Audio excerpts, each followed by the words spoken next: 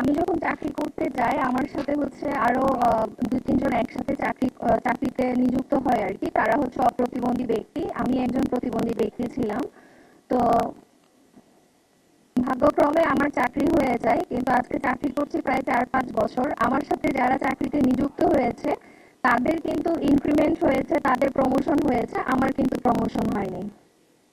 আমাকে কিন্তু প্রমোশন দেওয়া হয়নি এবং আমাকে আমার বেতন বৃদ্ধিটাও করা হয়নি, এবং ওদের চাকরিগুলো পার্মানেন্ট করা হয়েছে, আমাকে এখনো কন্ট্রাকচুয়াল বেসিসে রাখা হয়েছে। এটা কেন? আমার সাথে এই বৈষম্যটা কেন?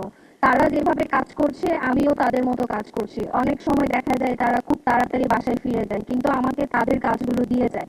আমি এই বিষয়ে কারোর সাথে যদি কথা বলতে চাই তখন দেখা যায় এইচআর থেকে আমাকে বলা হয় যে তোমার যদি কাজ করতে ইচ্ছে করে তুমি করো, অন্যথায় তুমি চলে যাও। তো যেখানে আমরা প্রতিবন্ধী ব্যক্তি অনেক কষ্টে একটা চাকরি জোগাড় করি, সেই চাকরিটাতেও আমাদের কোনো সম্মান নেই। এগুলো কেন?